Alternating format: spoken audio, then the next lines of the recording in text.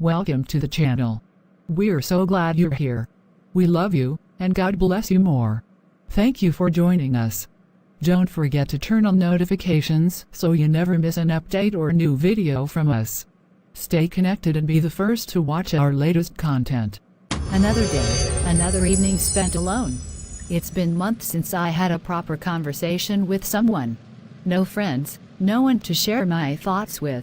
I try to stay busy, but the silence is so loud. Sometimes, I wonder if it's me.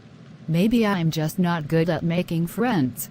Maybe people find me boring or difficult to be around. But then, how will I ever know? There's no one here to tell me otherwise. The loneliness. It's like a weight pressing down on me. It gets heavier every day. I see people out there, laughing, talking, living. And here I am, stuck in this bubble of isolation. I wish I could find someone who understands. Someone who sees me for who I am and still wants to be around. Maybe even a relationship. But it all feels so far away, like a distant dream. What can I do to change this? How do I break free from this cycle of loneliness? I just want to feel connected, to feel like I belong somewhere. Is that too much to ask?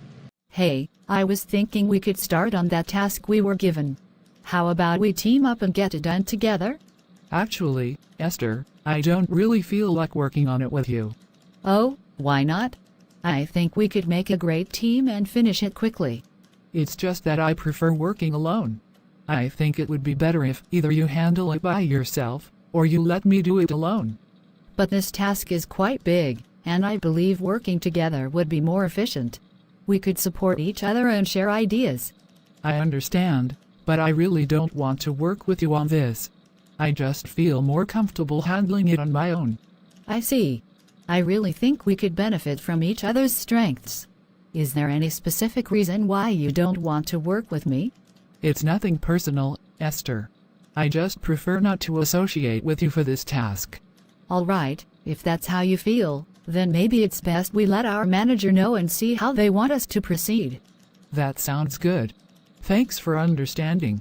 Even at work, they don't want to associate with me during or after work, she murmured. Is it because I don't engage with them in committing sin? I always try to do what is right. I believe I am not alone. If they are rejecting me, the God I serve cannot reject me. I know He is by my side. Is there something wrong with me? She wondered aloud. I have examined myself, and I know I have not offended them. All I do is attend church services and return home.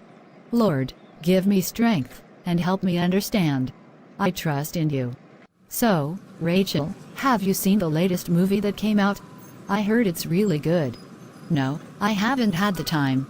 Oh, well, I've been thinking about taking up a new hobby. Maybe painting or something.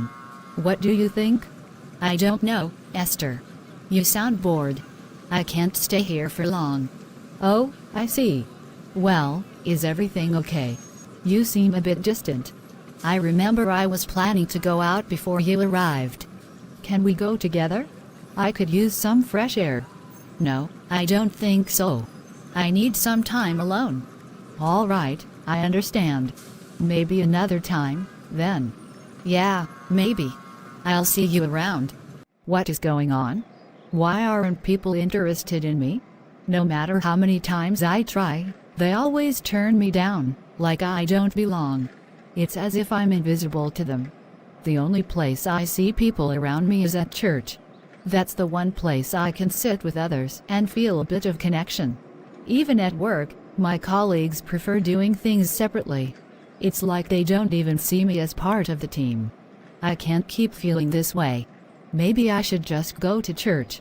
At least there, I can talk to someone and share my feelings. I need to feel heard, to know that I'm not alone in this. Yes, I'll go to church.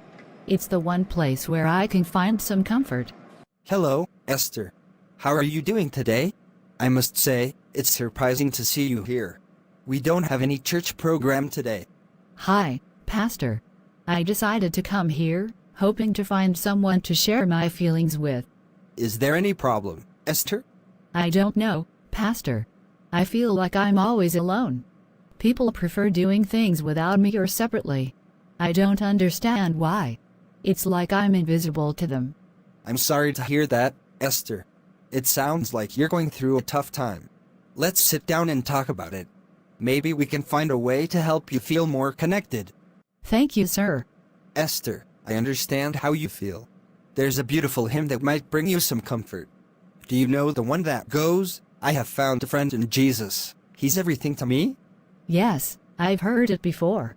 But how can that help me now? This hymn reminds us of the deep, unchanging friendship we have in Jesus. The lyrics say, "I have found a friend in Jesus. He's everything to me. He's the fairest of 10,000 to my soul." This means that Jesus is the most valuable friend we could ever have, far surpassing anyone else. But it still feels different from having real friends around. I understand. However, Jesus offers a unique kind of friendship. He's always there for us, even when others are not. The hymn continues, "The lily of the valley, in him alone I see all I need to cleanse and make me fully whole." This signifies that Jesus meets our deepest needs, filling the voids in our hearts that others might not be able to. Remember, the hymn concludes with, "He'll never, never leave me, nor yet forsake me here, while I live by faith and do his blessed will." This is a promise of his constant presence and support. You are never truly alone, Esther. Jesus is your friend, your comfort, and your strength. Trust in him, and you'll find peace even in the loneliest moments. Esther, sometimes when you have a special destiny, you might experience loneliness. Friends might not always understand or want to associate with you. It's a stage in fulfilling your destiny. And even chosen ones with a special calling from God often experience loneliness, lack of friends, or isolation in relationships can be understood from various perspectives, both psychological and spiritual. Really? Why does it have to be that way? It's part of the process. When God has a unique plan for your life, he sometimes sets you apart to prepare you. Here is a comprehensive explanation along with biblical examples. Joseph was sold into slavery by his own brothers, Genesis 37. Despite his faithfulness, he faced years of isolation in prison. However, this period prepared him for his future role as a leader in Egypt. This time can be crucial for personal growth and deeper reliance on God. Moses spent 40 years in the desert after fleeing Egypt, Exodus 2:15. This time of isolation was crucial for his development and preparation to lead the Israelites out of Egypt. David spent years fleeing from King Saul, hiding in caves and living in exile, 1 Samuel 19-31. These years of loneliness and hardship prepared him to be a compassionate and wise king. Elijah experienced loneliness when he fled from Jezebel and felt isolated in his mission, 1 Kings 19. God used this time to teach him and provide for him in miraculous ways. Jesus often withdrew to solitary places to pray and be alone with God, Luke 5:16. Despite being surrounded by crowds, he experienced deep moments of loneliness, especially in the Garden of Gethsemane, Matthew 26:36-46, and on the cross, Matthew 27:46. Reasons for loneliness among chosen ones. 1. Spiritual warfare. They may face spiritual battles that others do not, leading to isolation. The enemy often targets those with significant roles in God's plan, trying to discourage or isolate them. Here's how. Deep spiritual connection. Chosen ones often have a profound spiritual connection or calling that sets them apart. This deep spiritual awareness can make it challenging to find others who share or understand their level of spiritual depth. Focus on spiritual growth. They may prioritize their spiritual growth and development over social interactions or worldly pursuits. This focus can lead to a perceived or real disconnect from others who prioritize different aspects of life. In some cases, chosen ones and people with great destinies may experience spiritual warfare, struggles or challenges that arise from their spiritual journey. This can include opposition, persecution, or internal battles that isolate them from others who do not share similar spiritual experiences or beliefs. Seeking guidance and discernment. Chosen ones often seek guidance and discernment from spiritual sources, which may not always align with mainstream perspectives or practices. This pursuit of spiritual truth and alignment with divine guidance can lead to feelings of isolation or loneliness. Overall, the pursuit of spiritual welfare and fulfillment can create a sense of loneliness among chosen ones, as they navigate a path that often diverges from conventional social norms and priorities. 2. Unique calling and purpose. Those with a unique calling or purpose often have paths that differ significantly from the norm. Their dedication to their mission can lead to feelings of isolation as others may not understand or share their level of commitment. This distinct path can create a sense of isolation because different priorities, their goals and values might differ significantly from those of their peers, leading to fewer shared interests and activities. Misunderstanding and misalignment. Others might not understand their mission or vision, leading to a lack of support or even criticism.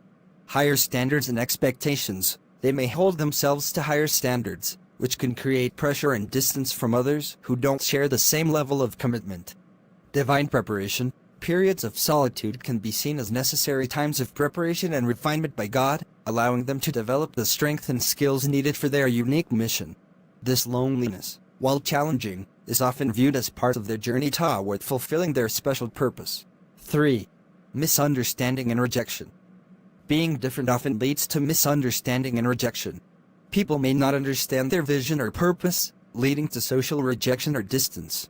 This happens because different perspectives, their worldview and experiences often diverge from those of others, making it hard for people to relate to or understand their journey. Nonconformity. Their unconventional paths or beliefs may clash with societal norms, leading to social exclusion or criticism. Threat to status quo. Their purpose might challenge existing structures or beliefs, causing others to feel threatened and react with rejection. Isolation from peers. Even well-meaning friends and family might distance themselves, unable to grasp or support the chosen one's mission. As a result, chosen ones may find themselves isolated, reinforcing their sense of loneliness despite their significant purpose. 4. High standards and expectations. Chosen ones may hold themselves and others to high moral or spiritual standards, which can create barriers in forming relationships. Now I know why they find it difficult to associate with me. This loneliness is a time of personal and spiritual growth. Friendship of the world is enmity with God. Lord, please help me to know you more. The only fear I have now is you leaving me alone. Anyone in the world can reject me. Romans 8:31 says, "What then shall we say to these things? If God is for us, who can be against us?" I refuse to pump my energy on men. I divert all my energy into knowing you more and more. Because I want more of Jesus. Hallelujah. Here is a question for you. Whose relationship would you prefer to lose? Your relationship with God or your relationship with men? Reflect on what each relationship means to you and how it shapes your life. Remember, one with Christ is a majority. Thanks for watching.